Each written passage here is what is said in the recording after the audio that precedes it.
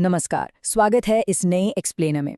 कभी कभी ना असली जिंदगी की घटनाएं किसी सस्पेंस थ्रिलर से भी कहीं ज्यादा चौंका देने वाली होती हैं। आज हम सीधे उत्तर प्रदेश के हाथरस चल रहे हैं, जहां से एक ऐसी ही हैरत अंगेज खबर आई है। ये एक ऐसी घटना है जो सुनने में किसी ड्रामे का हिस्सा लग सकती है, लेकिन ये बिल्कुल जमीनी हकीकत है। ये सिर्फ एक हादसा नहीं है, बल्कि इंसानी मजबूरी, सामाजिक दबाव और व्यक्तिगत आज़ादी की ऐसी कश्मकश की कहानी है जिसने पूरे प्रशासन की सांसें अटका दी थीं। तो चलिए बिना वक्त गवाए इस बुरी घटना के हर पहलू को गहराई से समझते हैं। अब जरा इस पर गौर कीजिए। आखिर ऐसी क्या वजह हो सकती है कि आग बरसाती जानलेवा गर्मी में कोई एक ऊंचे मोबाइल टावर की चोटी पर चढ़ने का खतरा मोल ले। यूपी की उस तपती दोपहर की कल्पना कीजिए जहां आसमान से आग बरस रही होती है और लोहे की चीजें छूने पर जला देती हैं। ऐसी स्थिति में जब आम इंसान घर की छांव से बाहर निकलने में भी घबराता है, वहां किसी का अपनी मर्जी से एक तपते हुए लोहे के ढांचे पर चढ़ने का फैसला करना अपने आप में कई गहरे सवाल खड़े करता है। ये इस बात का सबूत है कि जब भीतर का मानसिक तनाव और घुटन बाहरी गर्मी से ज्यादा जलाने लगती है तो बाजी किस हद तक आगे बढ़ सकती है। इस पूरे सीन को थोड़ा इमेजिन करते हैं। जगह है हाथरस जिला, सासनी पुलिस स्टेशन के अंदर आने वाला लुत्सन रोड। दिन है मंगलवार और वक्त वही दोपहर का। अचानक से सब कुछ थम जाता है। रास्ते पर चलने वाले लोग अपनी गाड़ियां रोककर हैरत में बस ऊपर आसमान की तरफ देख रहे हैं। जमीन से कई फीट ऊपर एक महिला ने मोबाइल टावर पर डेरा डाल लिया है। वो वहां अकेली बैठी हैं और किसी भी कीमत पर नीचे आने से इनकार कर रही हैं। वहां मौजूद हर शख्स सिर्फ एक ही सवाल पूछ रहा था कि आखिर ऐसी नौबत क्यों आई। जमीन पर मची इस घबराहट से आगे बढ़ते हुए चलिए अब इस मोटिव बिहाइंड द क्लाइम को समझते हैं। आखिर इस बेहद खतरनाक पब्लिक स्टंट के पीछे की व्यक्तिगत और मानवीय कहानी क्या थी। इस पूरे दृश्य के सेंटर में जो महिला हैं, उनका नाम पूजा बताया गया है, जिनकी उम्र लगभग 30 साल है। अब देखिए, एक ग्रामीण परिवेश में 30 साल की उम्र के अपने अलग ही सामाजिक मायने होते हैं। इस उम्र तक आते आते एक महिला से ये पूरी उम्मीद की जाती है कि वो परिवार और समाज के धरोहर में पूरी तरह से ढल जाए। ये उम्र इस घटना में इसलिए बहुत अहम है क्योंकि ये साफ करती है कि ये किसी नासमझ उम्र का आवेग नहीं था। ये एक ऐसी महिला का कदम था जो शायद एक लंबे अरसे से उम्मीदों के बीच फंसी हुई थी, जहां बर्दाश्त की सीमा अब टूट चुकी थी। पुलिस की जांच से एक और बेहद अहम डिटेल सामने आई। पूजा की शादी को लगभग 2 साल हो चुके थे, सिर्फ 2 साल। और हम सभी जानते हैं कि शादी के शुरुआती 2 साल किसी भी रिश्ते की नींव तय करते हैं। ये वही वक्त होता है जब शुरुआती चमक ढलने लगती है और असलियत सामने आती है। 2 साल का वक्त काफी होता है ये एहसास दिलाने के लिए कि आगे का सफर कैसा होने वाला है, और यही एहसास उनके इस अत्यंत ड्रामेटिक फैसले का आधार बना होगा। कहानी का सबसे बड़ा टकराव यहाँ सामने आता है। एक तरफ है उनकी वर्तमान स्थिति, हाथरस जंक्शन के पास बरमाने गांव में ससुराल वालों के साथ उनका जीवन, जहां वो अपनी शादीशुदा जिंदगी से बेहद असंतुष्ट थीं।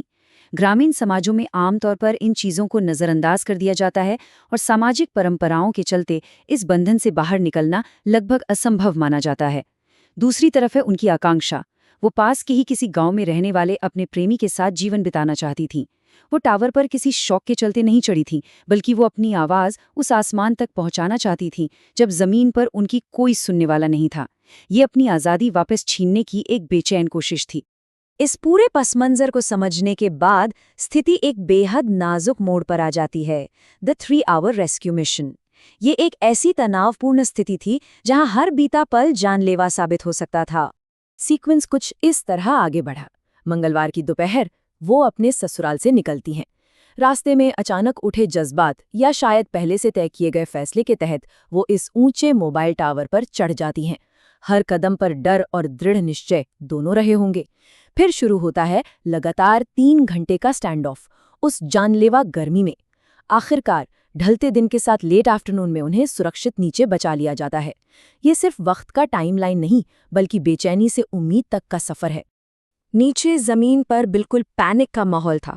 आसपास के लोग बुरी तरह घबराए हुए थे, पर यहाँ सासनी पुलिस ने तुरंत एक्शन लिया और मौके पर पहुंचे।